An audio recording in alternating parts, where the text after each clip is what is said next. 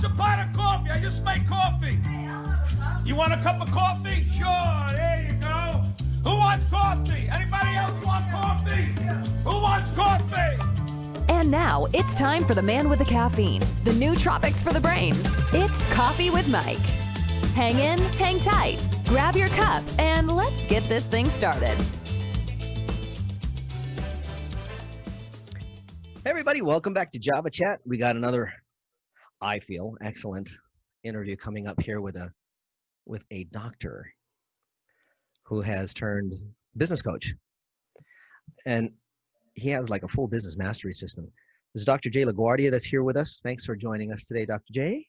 Oh, was that intentional, Dr. Jay? This is the other Dr. Jay, ladies and gentlemen. Yeah, the shorter version. No, about man, a foot? Yeah, about a foot, exactly. Yeah. No, thanks for having me. I'm excited to be on, and thanks for inviting me. And I'm looking forward to sharing whatever I can with you and your audience. I'm sure you've got a ton. We're probably not going to get through even half of it. Your experience spans 30 years through a couple of different professions. We were just talking before the show, and Jay and I both have backgrounds in music. For those that know my story, I got out of music because I just got burned out.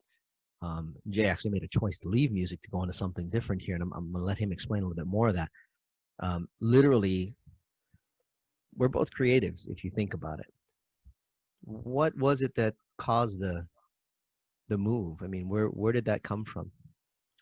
Well, you can actually see a picture of my kit over my right Yeah. shoulder.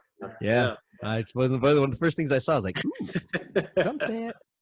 Yeah, so I still play because it's still probably my primary number one passion.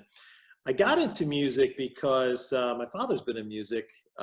He's 85, still runs his own production company. Nice. And so he's been in the music business for 70 years. Goodness gracious. Yeah. So naturally, I was drawn to it through him, my brother.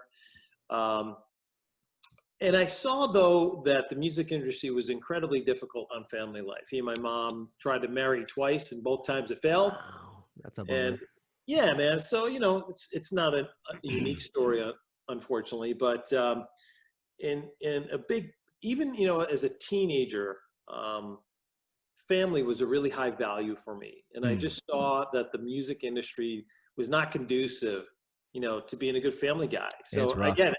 Yeah, It's definitely rough. No question. And to have that, I feel blessed that I knew at 18 that this was something I want to do, because making the decision to go into healthcare was a whole lot easier because I could see, obviously being more stable and more predictable, as you and I were discussing earlier. Yeah.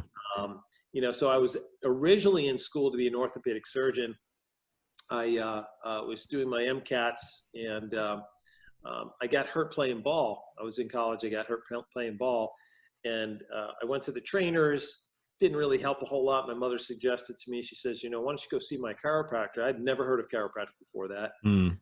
And I went into this guy, and he had this cool little office. It was he and his wife, amazing human beings, just vivacious, energetic. And so he gets me on the table, he checks me out, he tells me, what's going on. Of course, I didn't listen, I didn't really care, it just fixed me. Yeah, right. And he did, and I felt amazing. And it was funny, one night I was coming out of a biochem lab at a local college, and there he was, the chiropractor that I had seen. He was doing a lecture. Really? So I just stopped in, I was gonna go say hi. So I sat down and listened to the lecture. And I heard this story, what we call the chiropractic story, where health is, what health is, where it comes from, what turns it off, and how do you keep it turned back on. And I walked out of there going, that's what I'm going to do. That is awesome. Yeah, man. And I went home, I told my family, and as you can imagine, they were shocked at first, but it worked out pretty well. I would say, so that's interesting. I think I've heard that same story. I'm fairly sure it's a story that's told by many of them. Yeah. When it comes to that. And it's, for those of you that haven't heard it, let's just put it this way. There is a way to turn it off and turn it on. And a lot of times we unintentionally shut it off, and to have it turned back on, sometimes it takes a facilitator and boy, chiros are real good at that. Let me tell you, if No they know what question. if they know what they're doing and they're well trained. Um, yeah, that's awesome, man. But somewhere down the line, that even evolved further. I mean, you obviously you built a successful practice, right? Yeah, I had at one time I had 10 clinics. Yeah, I still I'd own say that's two. successful. That's pretty good. Yeah. It was a challenge, but we made it work. We made it work. I still own two clinics. I don't practice anymore. I actually stopped practicing. I like to say I figured it out. Yeah, right. But I stopped practicing literally 6 years ago. But I still own two clinics. Awesome. So you basically have associates that work there then. I They do. take care of them. Awesome. That's awesome. Well, that's still a degree of success that most people never get to. Freedom. They're still married to their multiple branches. No question. And it's one of the things that I teach in business coaching is, most entrepreneurs really are just buying a job. You're only an entrepreneur when you have freedom, when you That's can right. show up or not. Yep. And so I figured out how to do that with help of mentors, how Sure. to do that. And so I was able to step away and do other things. Yeah, I just we just had a guest recently by the name of Cameron Tucci, who's an IP attorney. He's he's been involved in numerous startups, tech, biotech, and all that stuff. He has the same opinion. Is you're only an entrepreneur if you really are truly free from it. If you're buying another job or you're buying another wife, if you will. I hate to say it that way, but that's kind of what it becomes if you're unable to step away and it not be able to walk on its own. You're not quite there yet. It's an opinion. I know there's other guys that would say otherwise, but to me, it's really the Tony Robbins definition of doing what you want when you want on your own terms. No question. And Yeah. to the ladies out there, they could be buying another husband. Listen, all day long. If there's multiples, they'll have more than one. Yeah, no question. And the thing is, That's a weird polygamous kind of thinking, isn't it? if it works. Hey, Yeah, right. Who's to judge? Not me. So, no, but I totally agree. Listen, when you first start up and you're hustling, you're grinding, you're in it. It takes a while to get to that point where you've built the foundation and the systems and the processes that are self-replicating, and you've created a team and you've got the talent, and you could step away and know and predict on a month-to-month, quarter, and yearly basis what that business is how it's going to perform. That's the freedom that we're looking for. So let's talk about that, because we all have gone through it and sometimes are still going through it. What were the things that you had to deal with while you were looking to build this team that you could finally take your eyes off the so to speak, eyes off the prize and it come to you? What kind of things did you have to deal with? That's a great question. And I have to provide a little backstory. When I left chiropractic school in 1990, we moved up to Wisconsin here. I'm originally from the New York metropolitan area, born and raised there. My family's there. I just heard the accent. Yeah. I just heard the accent. When you said New York. You could catch it every once in a while. Yeah. But I met her, and she was from here. Uh-huh. And her dad had a very successful practice, one of the most successful in the world. And so we came up here to practice and to mentor with him. It was only supposed to be temporary, but obviously it turned into an opportunity to purchase the practice, and we did. But I wasn't prepared for it. I didn't know how to run a business. I had no idea concept of what leadership was. I was trained how to be a healthcare provider. I wasn't trained how to build a team, how to lead, how to inspire, how to create a purpose, and all that stuff that are necessary to build a successful organization. Mm-hmm. So I floundered significantly for the first few years, to the point where it was really causing some significant conflict between my wife and I, because we were business partners. Right. So we're raising kids and we're running a business, and we're we're a couple. So it was put a real strain. And one day she came to me. She says, "Look," she goes, "if things don't change, I can see how this is going to cause us to lose it all." to lose the business, lose our relationship, lose the family, that type of thing. And she said, would you speak to somebody? I said, a counselor? She goes, no, a business coach. Because I said to her, I said, do you think I'm nuts? She goes, no, I think you're brilliant. I just don't think you're moving in the right direction, and your ego gets in the way, and you think you could figure it out on your own. And it's been 3 years and you haven't. So it's time to speak to somebody else. Isn't it interesting to note that most entrepreneurs have that one little element that has them holding up on their own success? And it's always, at least in my experience, it's always that little ego. Yeah. And how it loves to rear its ugly little head right when somebody comes in and goes, hey, maybe you need a little help. Look, Michael, I think that ego and pride are the two greatest obstacles for success in business. I really do. I'm laughing because I agree with you, man. Yeah. So once you get yourself out of the way and stop making the business about you, it's about your vision. I get it. But when it's about you, as opposed to one of my favorite sayings all the time, my kids probably get exhausted of me telling this. It's not about being right. It's about getting it right. And whatever you have to do to figure out how to get it right requires you pulling your ego out. Yep. Wayne Dyer said one time, one of my favorite entrepreneurs, mentors I met and worked with a couple different times. He said, ego is an acronym for excluding God out. I said, well, what do you mean by that? He said, when we get stuck on self, right? We don't allow the creative juices of the universe, God, whatever you want to call it, to flow through us. We actually push it away from us. Yep. And it's such a powerful statement. I find that more often than not, and this is unfortunate for the ones that don't succeed, their identities get lost in the business. They become the business. And when you do that, you shoulder such a weight. And then obviously all of the other things that go along with it, stressing out, bad health, all of those things all follow with it, all because their identity is now wrapped up in their business rather than they have an identity of their own. I think if more people paid attention to that, ego would probably be a little easier to set aside. I don't know if you agree with that or not, but that's just been my experience. I've seen people lose their identities. They grind so hard and they get it. And don't get me wrong, there's an amount of work that has to be done. Absolutely agree. You and I do it daily. But we don't allow our identities to get caught up into it so far that we lose sight of what it is that we are doing and who we are. It's a great point, and no matter what it is that you do, it just so happens to be that to start with, I was a chiropractor, and chiropractic is what I did. It's not who I was. Perfect.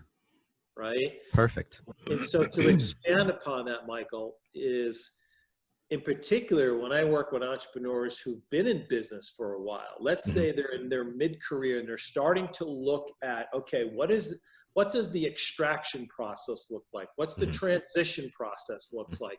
It scares the hell out of them because their identity is tied to it. And they'll say, what am I going to do? Sit around, play golf all day, or, travel with my spouse for the rest of my life? I'm like, well, it can be whatever you choose it to be.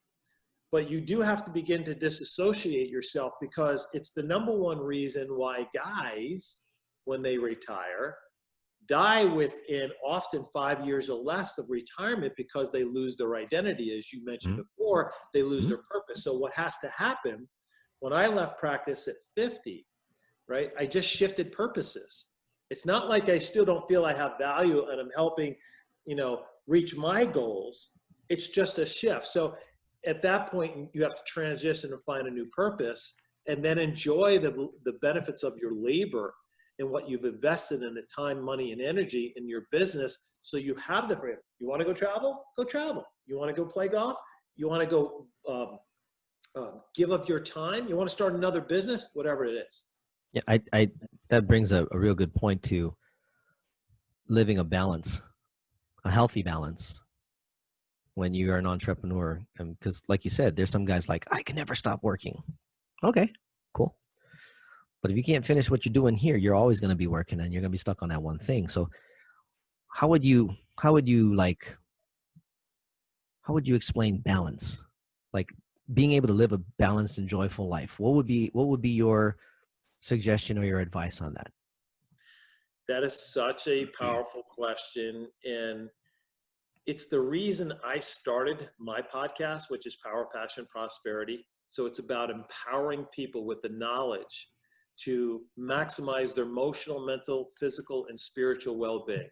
So whatever it takes, right, to work on yourself each and every day so you can show up as the best human being to your team, to your family, to whatever situation arises. It's about taking care of yourself, setting time aside each and every day to move your body and move your mind, right? So I talk about eat well, move well, think well. The three things we do each day that influences our life is how we eat, move, and think. So we have to spend time and schedule time each day to spend on, obviously nourishing the body, obviously moving the body to stress the body so it expresses health, and of course, making sure we're taking care of our mental aspect. So the way you do that is literally by setting time aside each day and prioritize it just as you would as the time you need in your business. Right. I can't tell you how often I see people that I start to work with and either like their business is really doing well, but they're in absolute physical train work. And I know. Right? They want. What is that? Well, and literally, their gas light's burning out quickly. Their engine light's been on for at least a year or two. You know that. Yeah, it has. And so they want help to get their health back.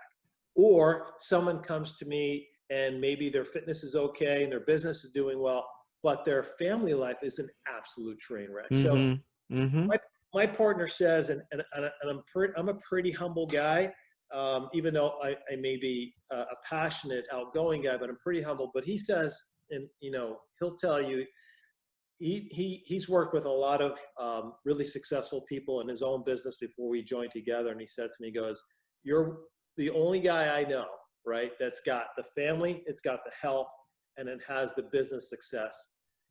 All three. You didn't sacrifice your family. You have incredible kids with a great relationship. You've been married 31 years to the same woman. She's still your best friend." Congratulations. Thank you. At 56, I'm still, doing all kinds of physical events. I work out 7 days a week. It's not to pat myself on the back, but what I'm trying No. We're not taking it as it's a proof of the pudding thing. Yeah, it's a proof of the pudding thing. If you make the right choices, you'll be able to continue going well into your 60s. I don't mean to interrupt you, but I know a guy who had lived a successful life of his own, had retired, and at the age of like 70, I want to say 72, 73, this is when I'm back on Maui. Every morning he'd be out in the water swimming. He made the choice, and his family loved him. They came out to visit him fairly often, and he had a good life. He made good choices. You did the same thing. I think a lot of people forget that it does base on making good choices for all those aspects rather than just one or just two. So when we're looking, you have a book on this too, don't you? I do. Yes. Cool. We'll need the link for that book. I'll probably be grabbing a copy as well. I have, more books to add to my list of things to read. No, I love it. I love it. It's awesome. So in that book, you talk about the three elements to go ahead and how to do this. How do you lay that out? Yeah. So I talk about in the book, the title of the book is GPS to Success, Your Triple P Life. So the Triple P Life being power, passion, prosperity. And it's about all the things that I've learned, I immersed myself in, that I've taught. I've seen results with my own clients as it relates specifically to, creating the balance that you referred to. Mm-hmm. And so it's about lifestyle. It's about mindset. It's about, creating the financial freedom in your life. So again, you have the choices to do what you want to do when you want to do. Again, mm-hmm. How did I walk away from active practice at 50? I didn't have to work anymore. I do this now because I want to. Right. And it's interesting. I tell young docs or entrepreneurs that I work with, the best day in business is the day you show up and you don't need to be there. That's the best day. Not when you start. Agreed. Not when you sell. It's when you no longer need to be there. Yeah. Closing a sale gets you punch drunk. That doesn't necessarily give you the freedom. No, of course not. No, because there's always the next sale. Exactly. Whether there's residual on it or not, it's irrelevant. It's like you said, when you can walk into the business and go, "Hey, how you guys doing?" And everybody's like, "It's great. We're rocking. Everything's good. You know, what can we do for you?" Nothing. See you guys later. Love you That's guys. right. That's so true. I would think that would be the final dream of most entrepreneurs, because and I know of a couple of friends that have done, they started businesses. One that I met back in I want to say 06, 07, I asked him, I said, "What is it about being an entrepreneur that you love so much?" He goes, "Having a baby, helping it get up on its legs, and watching it walk away on its own." Beautiful. And I thought about that. It took me a couple of years to understand it because I wasn't quite there yet. But man, if that's not profound, to be able to raise a child, which you're doing, I'm doing, my son's 18, and to be able to look at him and go, "Yeah, they'll be good. They'll be fine. I can go on now." If that's not the greatest feeling in the world, I don't know what is. Yeah, I mean, it's, the analogy is a really good one. Our responsibility as parents is to provide our kids with the values to make good choices and Yep. to be incredible contributors to society. Right. You know what I mean? That they bring something that makes society a better place. Mhm. And when you look at your kids and they're doing that, it's the greatest reward. It's way better even to me than building a business, because even though it's similar, I can create a business that's creating value for our customers. It's nothing like to see your kids going out and do that. You know what I mean? But I love the analogy. I really do. I mean, when we built our property development company, it was incremental. And then all of a sudden, the last dozen years or so, it's just absolutely exploded. And so our mission there is to provide, high quality dwellings for people to raise a family that they can call home. Yeah. Now, some people call it, uh, you know, um, uh, commercial property, residential property, or rentals, whatever you want. I don't. I call it a place for someone to call home that they can feel good about being a part of. Right. Yep. Just a subtle shift in mindset really increases the value and experience for the people who use that. That's why, we get constant referrals. That's an interesting thing you bring up, mindset, which is one of probably the biggest things that most entrepreneurs love to focus on, this whole mindset thing. From affirmations to meditations but if you're in the thick of it, you have to deal with some heavy, for lack of a better term, heavy shit right in the midst of a moment. How are you supposed to deal with that? I mean, I think you have something called a 1-minute mind shift or something like that. Is that correct? That's true. Okay. So how does that work, and how can that affect an outcome? What do you teach about that? Explain that one. Yeah, it's a great question. Again, to provide a little context, back early on when I was starting my entrepreneurial career, as you could probably tell, I'm a driver assertive personality. When I'm stressed, No, I couldn't tell at all. Yeah, it's hard to figure out. Yeah. But You're when not I get intense. stressed, You're just high energy. tomato. Yeah, exactly. But so when I get stressed, my natural inclination is to get angry or frustrated. Mm. And so to deal with that in a constructive way, because very early on it was destructive. Mm. I like to say it was kind of like a boat going across the lake, right? The lake is nice and calm, and I'm cutting through it. But when I go through my anger, right, it's everyone left in my wake that's experiencing the impact of my anger, right? So not a tidal wave. You just think it is. Yeah. So through a lot of personal work and personal development, I really began to understand how the mind works and how to shift thoughts. Thoughts are things. Thoughts have energy. When we put energy out into the universe, right, or what some people in the metaphysical world call the field of intention. Mm-hmm. So it's the first, right, communication highway ever. It's way before the internet. It's been around since the beginning of time. So we either have high energy or low energy thoughts. So a high energy Mhm. thought would be love, gratitude, appreciation. Those are high energy thoughts. Mhm. They create a high vibrational tone. So when we're present in those thoughts, we put that out, literally, right? The universe begins to resonate around us to Mhm. bring a similar experience back to us. Right. Conversely, when we're in low energy thoughts, anger, fear, depression, apathy, the lower the tone, okay, that also puts a vibration out, but we attract those low tone vibrations Right back back. Yep. in the form of people, experiences, and or opportunities or a lack of opportunities. Right. So our world around us is a direct reflection of the thoughts that we have. And I began to truly understand this. So I began to study and practice this 1-minute mindset process. Now, the way you do it is first by acknowledging the emotion that you're experiencing. Mhm. Number one is all emotions normal. There's not a bad emotion or a good emotion. Yep. If someone in your family does, if you feel sad for a while, that's normal. It's Yep. okay. Okay. What's not okay is to stay in sadness forever.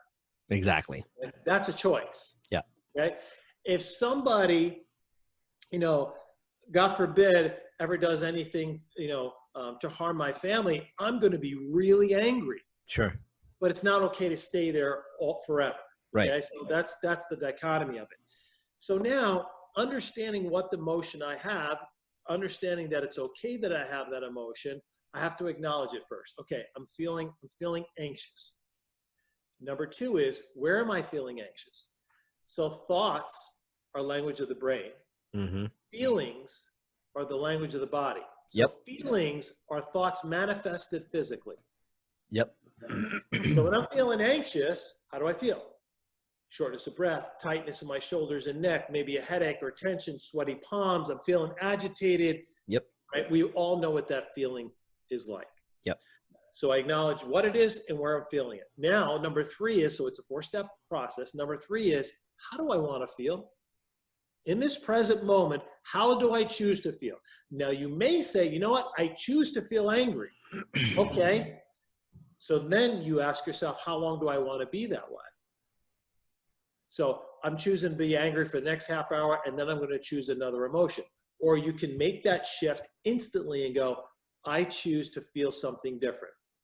So what is that emotion that I feel? Instead of feeling anxious, I want to feel calm and serene.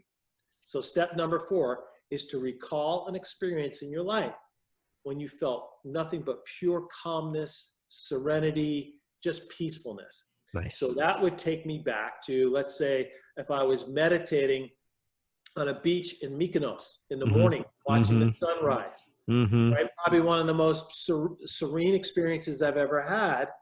So I put myself back in that moment. I see it in my mind.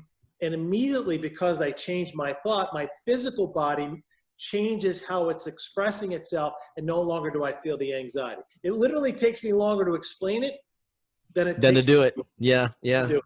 Well, that makes sense. But that's got to be like the most powerful thing, to be able to stand there and just go, whatever the negative or low energy deal is, and go, yeah, I'm there. I don't want to stay there. Right. I want to do something else.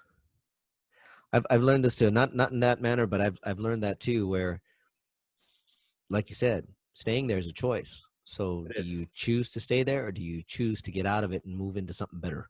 Because the longer you choose to stay there, the less you're going to get accomplished. It kind of speaks to the culture and the world in which we live in today, right? We can choose to be a victim. Yeah. Or we can choose to change our mindset and figure out how to overcome, right? We can choose to fault someone, or we can figure out how to fix something, right? So it's what I call living intentional. Mm-hmm. Living intentional is being aware, what I call conscious awareness, being consciously aware of the thoughts that you're having. Right. And so if I'm aware of the thoughts I'm having, then I can be aware to choose intentionally the thoughts that I want to have. Let me just explain just a little bit more on this. Please. We live 90% of our life through a small portion of our brain called the reticular activating system. It's just above the limbic portion of your brain. And this is where the habitual nature of life takes over. About 90% of the things we do every day are autopilot. We get up at the same time. We have the same routine. Is this the famed lizard brain? Pretty much. Okay. Pretty much. That's for those that don't know what you're talking about, because you got a little scientific there, and we got some guys that are like, "What's that?" Yeah. It's that other side of you that keeps taking over when you don't want it to, but it does it anyway. It does. It does. So we're habit. We live from habit. We do the same thing over and over and over. So we're living below consciousness because habit occurs in the subconscious. Yes. Okay. Like when you get in your car and you drive to work, and you get to work and you turn the key off and you go, how the hell did I get here? Did I stop at any stop signs? Did I blow a red light? Okay, you're blowing my mind. Slow down. I've done that way too many times, dude. That's it. I don't remember getting here. What was it? Was I thinking about something on the way here? It's a 40-minute drive. What the hell? Did you ever walk from the sink in your kitchen to the refrigerator and go, what the hell was I coming here for? Okay, I'm 48. Yes, quite often. Yeah. That's not dementia. That's the reticular activating system. So what I'm trying to say is we want to elevate where we're spending most of our time out of subconscious to conscious, because that's where our create, as a musician, that's where we create. Yeah, that is. Yes, agreed. That's really, you triggered something, and I'm probably going to make a meme out of it. The choice of, because honestly, we have the choice. You said there's a choice between victim or victor, not the guy. But we really do have a choice, victim or victor. If we choose to stay victim, we're not going to do the things necessary to continue finding success. We're not going to execute the different elements of success that are necessary. Victor, you could put Mount Everest in front of us. It won't matter. The intent, like you said, an intention-filled life that's heading in the right direction. You're going to figure out the way to get there. Is it better to have a coach? Absolutely. Because they've probably seen it or done it themselves. And could, exponentially help you through that, either in time, pain, physical, emotional pain, and of course, money. A coach can actually see, and I've always, when people talk about, well, I'm in the middle of my storm, you're right. It's a perfect time to have either a friend or a coach. Why? Because they're outside that storm. They can see what's going on around you. You can't. Yeah. It's beautiful. So I think it's easier, and it just speaks to the necessity. I mean, I've had coaches. I should probably get one again here soon. But I've had coaches, and that was exactly what they did. I mean, and all they did was hold up the mirror and go, here, take a look. Here's what's really going on. And of course, I had to do the same thing, going through my little dropping ego, dropping pride, and changing mindset and shift and all of that stuff. I'm really interested in getting your book, by the way. Going through all of that, shifting mindset, finding balance in a joyful, fulfilling life. Is there like a formula for this thing, or is it just one of those deals where you just set up a to-do list and go for it? But you could do that. It won't be nearly as effective as the formula. Well, so, that's why I asked. I mean, I know. So what is this elusive secret you speak of? Yeah. Are you ready, Grasshopper? I am ready, Master Paul. So here's the formula. I'd like to take 100% credit for it, but I can't. I've added to it and nuanced it. So I have to give credit where credit's due, and the credit belongs to Napoleon Hill, who really changed my life at the age of 17. I was a senior in high school. I'll never forget this. And a bunch of my friends were hanging out, and I walked, towards where they were sitting, and I saw on the bookshelf, I saw Think and Grow Rich, and it just drew me to this, and I pulled it out. And now, I did well in school, only because I didn't have to work really hard to do well in school. I didn't really read or anything like that. So it's really the first book I really, I chose to read. I saw it as like, I got to read this. So I've been a big fan of his writings for a really long time. And I actually had on the podcast, Dr. Sharon Lecter. Oh, cool. Not Handel's wife, but so Not Sharon, that Lecter. not that Lecter. Sharon was on the President's Council for Financial Education. I For remember. 2 presidents. Yeah. And so she became the CEO of Napoleon Hill Industries. Mm-hmm. So when she started to go through his writings, they found a manuscript that he had written back in the 30s called Outwitting the Devil. Oh, yeah. And dude, his wife, Napoleon Hill's wife, at the time when she read it, knew this was a transformational book, but it was so cutting edge. She begged him not to release it while they were alive because it would exclude them from their social circles. Yeah, it would. It would have. Did you read it? Yeah. Did you read it? Not all of it. Dude, it's such an awesome book. Anybody out there is looking for a really cool read, open your mind, I would highly recommend it. But in the book, Napoleon Hill talks about this success formula, and I added one element to it. So here it is.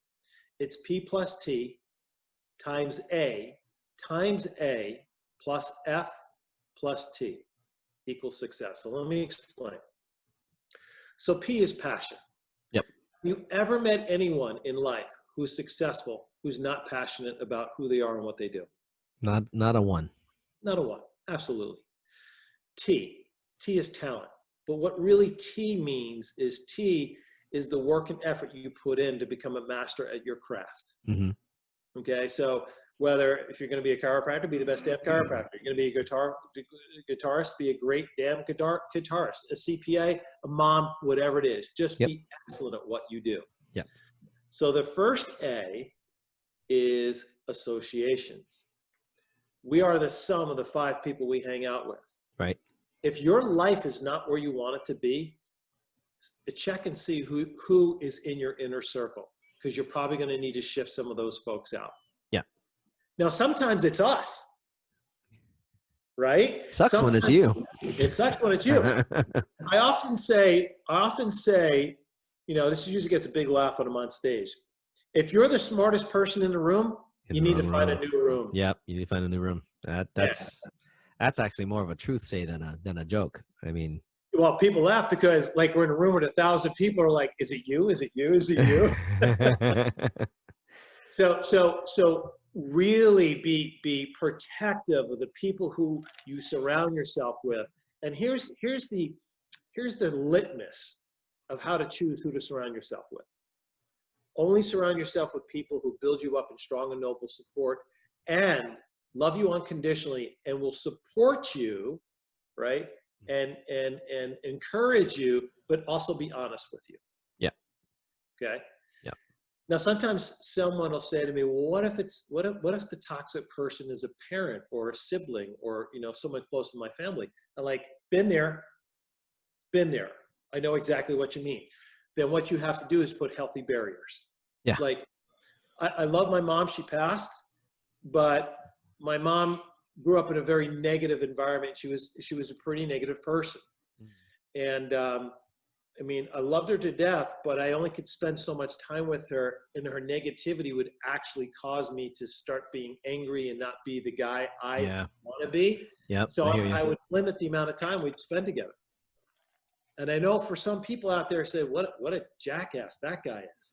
But I was really protecting myself, my own well-being, emotional well-being, and of course the people around me, because then that would affect my kids and my wife and things like that. In essence, you were kind of protecting mom too, if you think about it, because you were giving her space because she was already in that habit mode where that's where she is. I mean, it's not like Ma, you still have to go succeed at something. If she doesn't want to and she's not in that space, you don't fault her for it.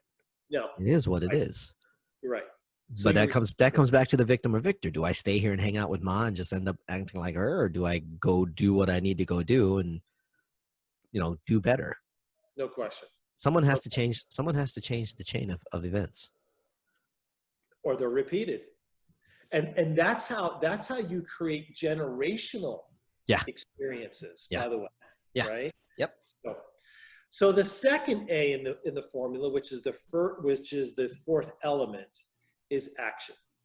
You can be passionate, you can be really talented, but if you're not taking the appropriate actions, you'll never get to where you want to go. So a lot of people equate this, Michael, to hard work. Well, if I just work hard, I will tell you that's only a small portion of it. And people go, what are you talking about? I know a lot of people who work incredibly hard that never really get ahead. Right? Because the efforts and the time that they're putting towards is activities that don't lead to growth. Right. Okay. Now, F is faith. Now, faith could be faith in something bigger than yourself, or it could be faith in self. In other words, I don't care who you are, on your path, on your journey, you're going to face inevitable obstacles, challenges, and struggles. Do you believe enough in your vision, in your goals, and in your dreams to push forth and persevere when you face those obstacles? Because the universe will challenge you to find out how bad you really want it. So you've got to have faith to go through that. And then the final element, which I added, was time. You know, God's delays is not God's denials, which essentially means is if you're willing to put the time and effort and follow the formula, it may not come in the 3-year goal list that you put. It may be 5, or it could be 6 months. But you have to put the time in. And as I've worked this formula, whether it's my health, it's my relationships, my finances, my businesses, I know if I stick with this formula, success is guaranteed. And so when you work with, well, who are the typical clients that you work with? I mean, what kind of entrepreneurs have you been around most? I started out exclusively in healthcare, but now I work with, all types of small business entrepreneurs, hairstylists and IT. Love it.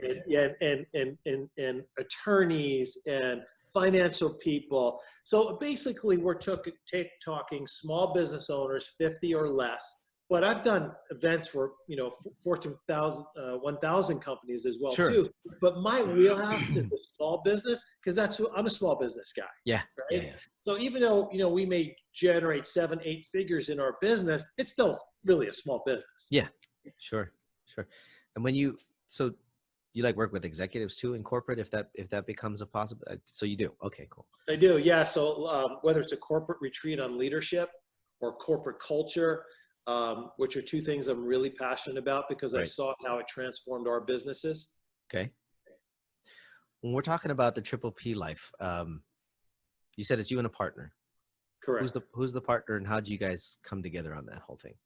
Wow, this is a pretty amazing story. So literally, he was a patient. We like stories.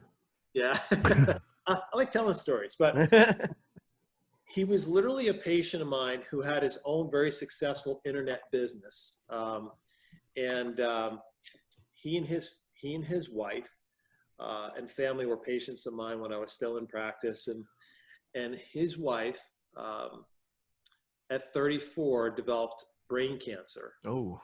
And passed away. And I was there for him.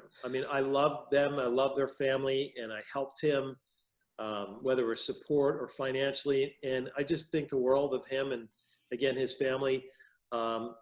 So when I transitioned into doing the podcast and the online coaching and the webinars and the seminars, I needed somebody in the back end who was really good and knows how to build.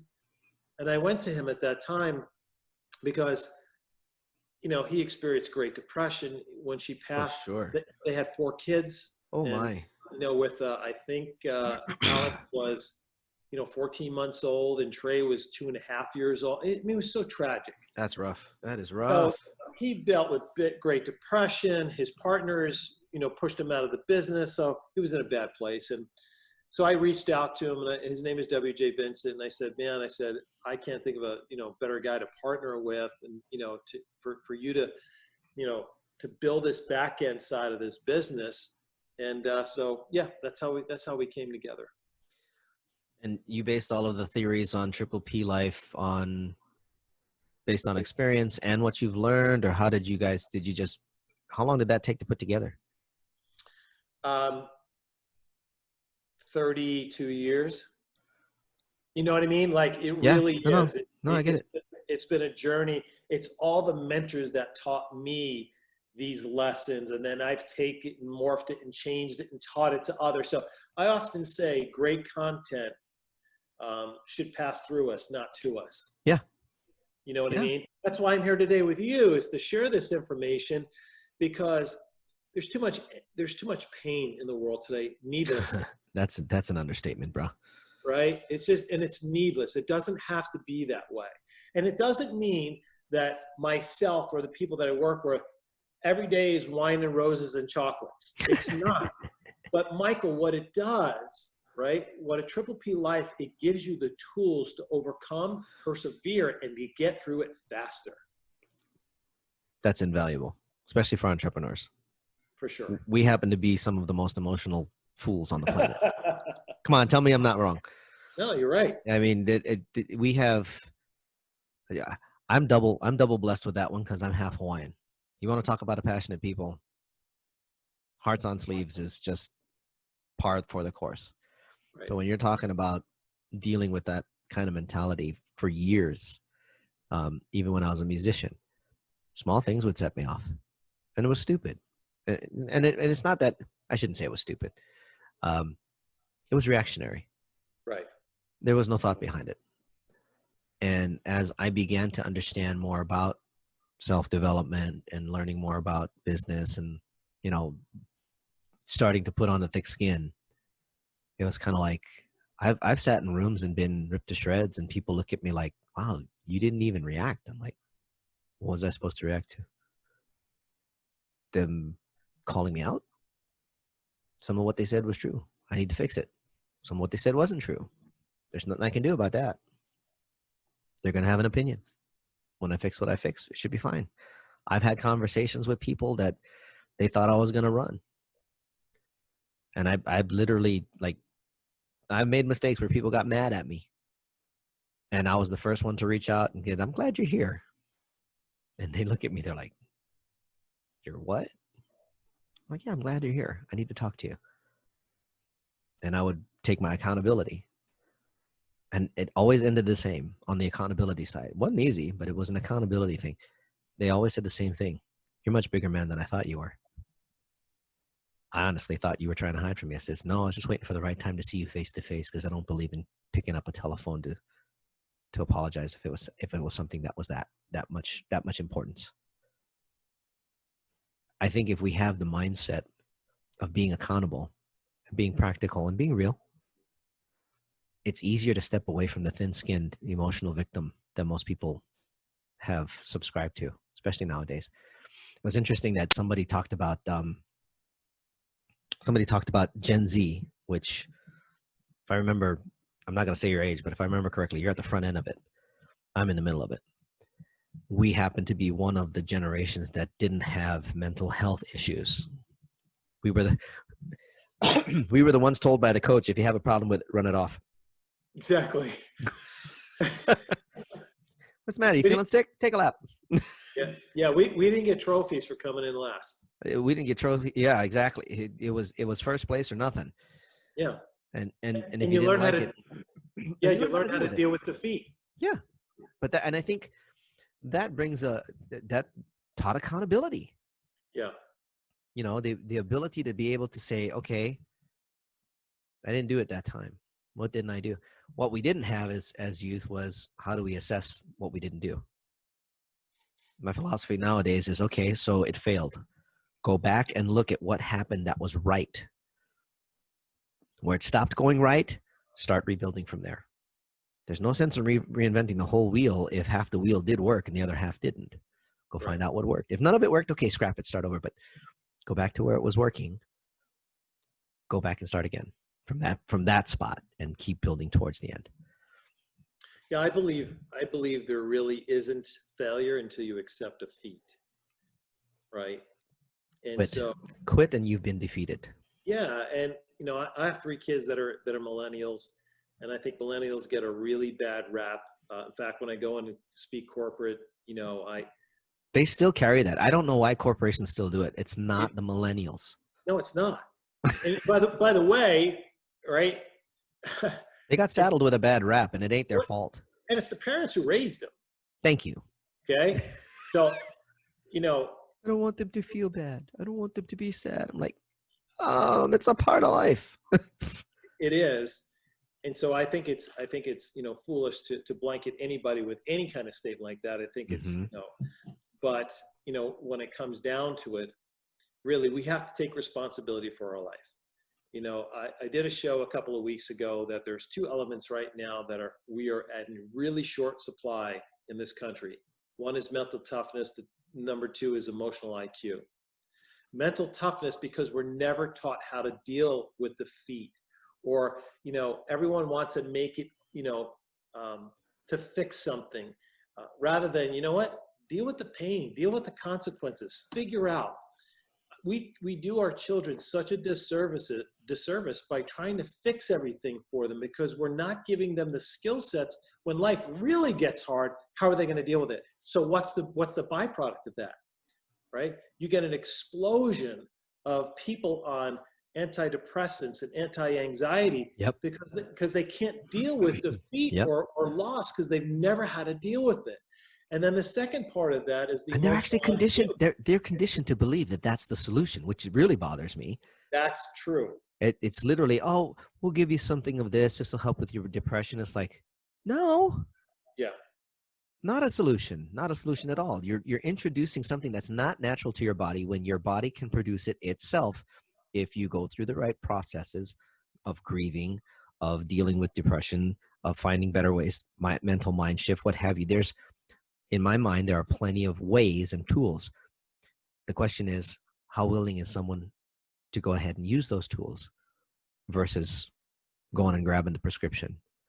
I didn't mean to interrupt you, but I really wanted to stress that point, is that I think there's a huge lack of support, proper support for both younger generations. The Gen Zs are starting to go through it now too, that they're both dealing with, and they don't know how to deal with it. They're at a loss. They are, and it's only going to get worse. It's interesting. I believe it was April. There was a 20% increase in Zoloft. Oh, geez. In April, and Zoloft is now on the list of medications in dangerous short supply. That's a problem. That is a huge problem. Huge problem. And the point I want to make here is depression is not due to a lack of Zoloft. No, it's not. You're right. So, but number two, I'm sorry. Again, I just wanted to really clearly put the light bulbs around that frame, because I think too often people default to the fact that there are substances that are legally prescribed to handle things that our generation were roughly treated over, but we had to figure out ourselves too, that there are ways and means to get around it without having to go that route. And in my opinion, the back end of our version of it versus what's being done now, I think we have a much better outcome. It's interesting. Back in 92, I had a bout of depression. It was really quite severe. Mm-hmm. And I thought it was normal because my mother dealt with depression her entire life. So, I thought it was genetic, right? Right. Which is BS, by the way. Yeah. Correct. Right. So, I went the traditional route. I went and saw a counselor. They prescribed medication. None of that crap helped. Yeah. When I started to learn about mindset, what I began to learn about, again, we talked about thoughts. We talked about, you mentioned affirmations, visualizations, right? Mm-hmm. I've never had an episode, and I will never have an episode the rest of my life for now almost 30 years. So if it was genetic, I would continue to have it. Exactly. Right? It was based on lifestyle. It was based on the thoughts I was having and the environment I put myself in. Yep. So I had to change those things to affect and change the outcome, which is the reason I wrote my first book, which is Change Your Mind, Change Your Destiny, The 8 Habits of Success, is to help people, to give them the skill sets necessary to transcend their destiny, right? And there's a process to do so if you're willing to take the time and invest a little bit of energy. But as I mentioned, number 2 is emotional IQ. So now when we don't get our way, we throw a tantrum. I was gonna say, please don't mind me kind of chuckling, because this is one of my biggest pet peeves. Yeah, we throw a tantrum. So instead of having a conversation Exactly.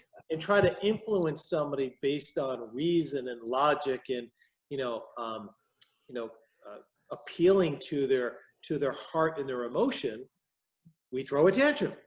So what are these riots? It's a big freaking tantrum. All day. Okay. Now, does anybody in their right mind think that the riots are gaining favor? They're gaining people's favor to think their way. Well, there will be dissenting opinions on both sides. Yep. However, the logical answer is not a friggin' chance. Because the only thing that they've shown is there is a lack of maturity in being able to express or communicate their actual needs.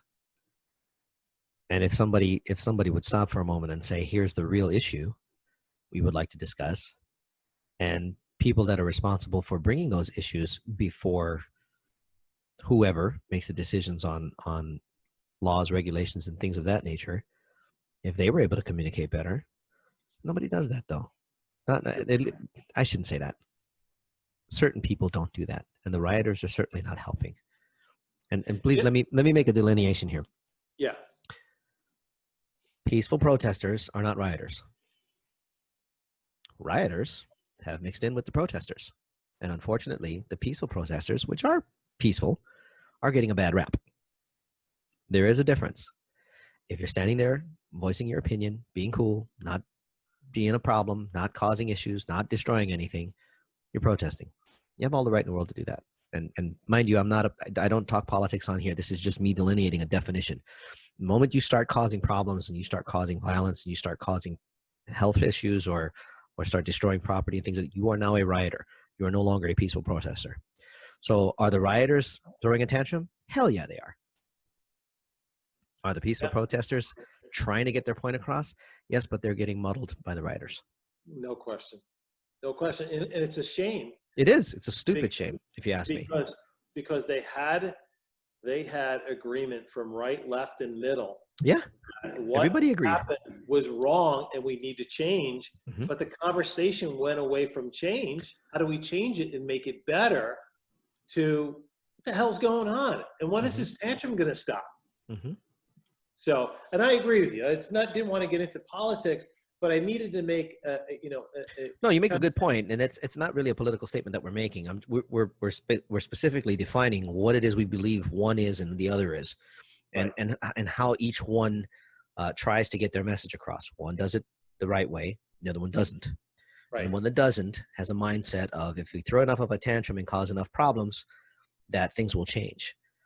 There are even beliefs in that group that change starts with violence, and I'm like, no, not really.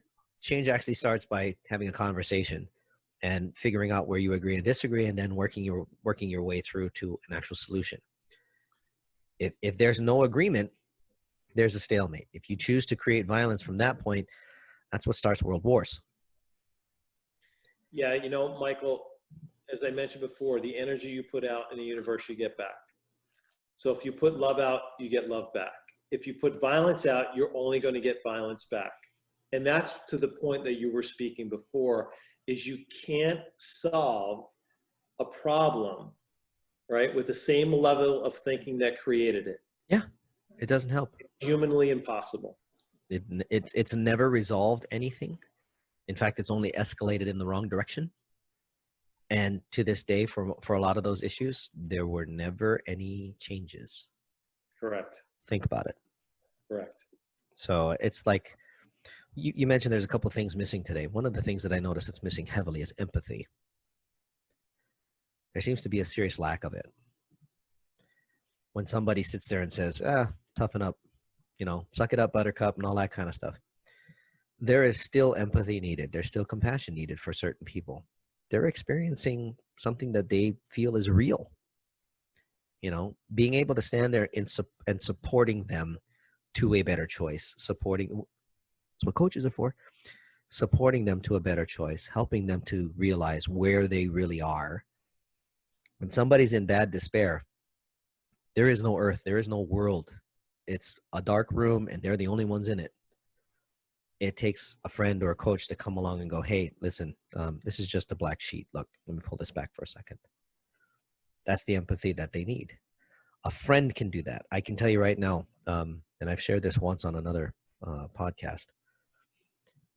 I was not long ago in a very bad place. And it was to the point where the consideration of life was very much a factor on the table. Had it not been for two friends, one who's my birthday buddy, she and I were born on the same exact day. Love her to death. She's amazing. She's just a sweetheart of a person. And another friend who's actually younger than me, but very much a spiritual leader. At the time, he held a ministry in the church that I go to. And if it wasn't for the two of them, you and I probably wouldn't be having this conversation. And what that looks like is she had been in a similar situation with a relationship that I had just gotten out of, same kind of idea, extenuating circumstances on both sides. She saw where I was at. She's like, listen, if you need to talk, I'm here. And she would call me once in a while to spot check me. He says, I just want to make sure you're not thinking of the wrong thing right now. I was like, I appreciate that because I still am. When it came to my other friend, it was, okay, so here's where your problem is. And he's the one that doesn't hold back punches. He's like the truth sayer. He's like, here's where you're wrong. And he went right down the list. And he wasn't wrong. He wasn't lying to me. He was being a real friend. He's like, you've messed up here, you've messed up here, you've messed up here. You need to fix things. If you can fix all of this, half of that crap will go away. And he was right. It took a while, but I went through it. He even acknowledged it, says, you're grieving a loss. You had a very strong relationship with that person and you're grieving a loss, dude. So grieve it. But grieve it and get it out and get it over with. Yes. You still have a family and a life to live. So it's like, if there was more, I'm just saying this as an opinion. This and $5, Starbucks. We all know that one. If there were more empathy, I think people would be a little more receptive to what was really going on and probably a little more amicable to trying to create solutions. Well, one of the impacts of having low emotional IQ is a lack of empathy, the inability to put yourself in someone else's shoes, Yep. and just even for a moment to try to, feel and experience what someone else is going through. Because if you're incapable of doing that, then you just bully your way through things. You hurt people physically, emotionally. Yeah. And that's not who we are. That's not who we're about. We weren't So created. we've got to elevate our emotional IQ back again in this country. Where do you think somebody can start doing that? I mean, we see what's going on. And I'm not just talking about here in the US. This is worldwide. This is a human condition thing. We were created to be social beings. I mean, obviously right now we're kind of being held away from that in certain cases, but we were created to be social beings that support each other, to become a greater collective. We're not seeing that right now. What things can anybody do, anybody that happens to be listening to this, to switch that? Their mentality, the mental shift that we were just talking about earlier. What are we looking for? How do we do this? In my humble opinion, the first thing we have to do is we have to distance ourselves and insulate ourselves from our current political climate. And the reason is because it's specifically designed to create divisiveness. Mm-hmm. Divisiveness amongst gender, race, mm-hmm. socioeconomic status. Yep. You name it, whatever it is. You see, power is derived by dividing people, having them fight each other, and then the savior comes in on the white shiny horse and says, "I have all the solutions. I'm the person, the guy or the gal with all the answers." So that then provides them power. Yep. And what I'm saying is that we have far more in common as citizens of the world, of this country, than we do that divide us. Yep. There's 3 basic human needs we all have. Each and every one of us, I don't care what your skin color is or gender or sexual orientation is. And that is a need to be loved. Yep. Need to feel safe. Yep. Okay. And a need to belong. Yep. Belong to a group or a tribe or, yep. Whatever. Yep. Now, if we use those common denominators to bind us and we coalesce, guess what happens to the dividers? They lose all their power. They lose all their power. Because when we start thinking of, I think of you, Michael, as my brother, right? If Yep. I hurt me, I'm hurting you. Yep.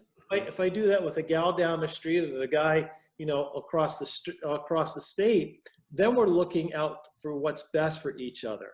So commonality, lack of division. If we can do that, it will elevate our emotional IQ to think more empowering terms such as love and compassion and empathy that you mentioned. That's my humble opinion. You also that ties right back into, it's not about who's right. It's about what's right. Exactly. And I think on a lot of levels, the arguments that I see online, and the arguments that I see online, a lot of them are, I'm right. Now, whether logic and science and everything else backs you up, that's fine. That means that the science is correct. And if you're smart, you're open to understanding new data to change your perspective. That's cool. But if it's just to be right, irrespective, you've lost a major battle, and you've lost a major opportunity, because that person completely believes that they're right. You completely believe you're right, and you've lost the power. I still think that that's an argument that's being had daily, at least from what I'm seeing online. When we're looking as entrepreneurs, I want to shift this back to where we're supposed to be. That was slightly tangent. That was a rabbit hole. Hey, as entrepreneurs coming back, that same thing still applies there too. Emotional IQ, empathy, and what was the first one? Mental toughness. Mental toughness. Thank you. When you're going through any part of being an entrepreneur, whether that's formulating, planning, execution, how do you maintain those things, and what are you looking for when you're doing them? I mean, like, is there specific steps in each stage? Is there another formula in there somewhere? Is there something that entrepreneurs really need to be aware of when they're doing this? I mean, starting a new business is not. It's almost as much of a traumatic experience as buying a house. You're probably right about that. I would say, I'm going to go back to what I said before. It's being consciously aware of your environment, your surroundings, and how you're showing up each and every day. Mm-hmm. As leaders, our job is to elevate the people around us to be better. Right. Okay. So there are going to be struggles along the way that if we act in a manner that's not consistent with strong and dynamic leaders, such as just remaining calm.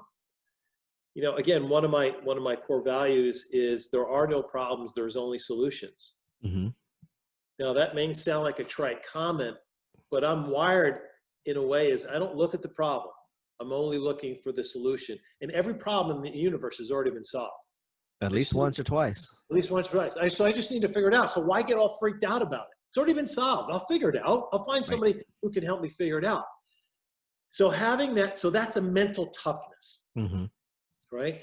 Looking at obstacles as I embrace them. Why? Because it gives me an opportunity to grow and learn and expand my mind. Mental toughness. Okay. I look at the people around me as an opportunity to share together and grow together and to serve.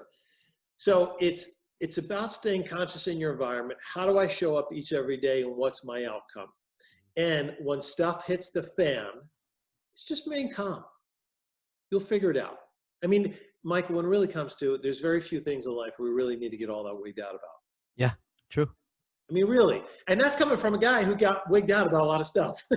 No, I totally agree with you. I was actually accused of being too mellow in one of my relationships because, you know, and they weren't small things, but it was my lack of reaction that set them off. And they're just like, you should be more angry about this. I said, I didn't say I was happy about it. Well, why aren't you mad? Why aren't you doing something? I says, I'm happy to do something about it, and I've already made a phone call. But you're not angry. Well, like I said, I'm not happy. But we're going to get through this, and we're going to resolve it. And I think if more people approached it, just like you said, stay calm. Calmness wins the war. I don't care what you do. You know, the moment you lose sight of what's going on, anger only tunnel visions you. Calm opens your awareness to the universe. You can actually see way more when you're calm. If you talk to great military leaders, that you know, they'll ask them a question: what quality allowed you to be such a great leader? Mm-hmm. It's being calm in the face of adversity. Yeah. It really is. And Yep. And here's the other thing, Michael, is some people are just addicted to the drama. Like their life is wrapped up in drama. If there's no drama, they don't feel any value. Like they feel lost. Yeah. And that's what one of the aspects of the success formula, the first A, associations, why I say who we surround ourselves really matters as it relates to creating the life, you know, that we really want to make happen. Sweet. We've been digging pretty deep, bud. Yeah. I'm a little exhausted after that, actually. Happily, though. There's more stuff I want to dig in with you, but I'd kind of like to save it for the next round, if you don't mind, because we're Sure. at Mark. And I think there's a lot more to share. You're at a point now. You're probably doing virtual speaking gigs at this point. Where can people find you? You can find me on social media. It's funny. Someone asked me today, you know, you haven't been very active on my personal page. Right. You know, and I said, do you think that's by accident? You know, I'm very engaged on my Dr. Jay Laguardia page. So cool. At Dr. Jay Laguardia on Facebook or Instagram. So it's spelled just like the airport. I also can be found on our podcast, which is Power, Passion, Prosperity. With Dr. J, it's all one word, Power, Passion, Prosperity, on any of your favorite podcast apps. And all the links will be in the description down below. So awesome. Oh yeah, we always publish that. We want to make sure people can find you there too. So yeah, and then when I do interviews, and I do a lot of these interviews, I always say if someone ever has any questions or comments about, you know, either you can do it on my social media or you can email me. It's really simple, drj@PPP Life. So, you know, PPP Life, all one word. And I respond to all of them. So I welcome the discourse. Sounds good. I believe, if I remember correctly, I read something about 5 elements as a formula for success. I want to save that for next time. Because I think we can dig into each one, and you probably got a ton of stories that'll illustrate it real well. And you know us marketers, we love stories. No question. So yeah. Sometimes people fault us for it, but hey, you know, campfires are a thing, you know. Yes, I agree. That and a good cigar, and maybe some rye. I want to thank you very much for joining us, Dr. J. I really do appreciate you spending time, investing time, and sharing your insights and your knowledge with our listeners and our viewers. So till the next time, guys, make sure, by the way, if you haven't subscribed down below, if you're watching on YouTube, if you're listening to this on any of the podcast platforms that we're on like, I think 11 or 12 of them, make sure you subscribe or download. If you guys feel like supporting us, we are on anchor.fm. That is our main place right now. That may or may not change. We don't know. We're still kind of going through that whole thing. But yeah, you're more than welcome to support us there. We always end the same way. You know we love you guys. From here to heaven and back, and we want all the best for you. It's why we do these. It's why we bring on these experts. and have such good hearts and good expertise to help us all figure out where it's at and where we're going. Make sure you stay up, stay safe, and stay healthy, and live the best life you possibly can. Until next time, for Dr. J and for myself, it's Coffee with Mike. Talk to you guys soon. Ciao for now.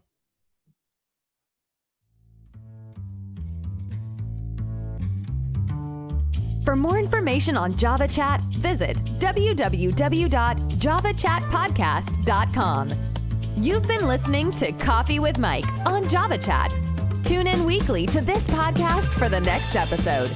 You can also download or subscribe today on your favorite podcast platform. A production of Oasis Media Group, LLC. Located in Las Vegas, Nevada. Copyright 2019. All rights reserved.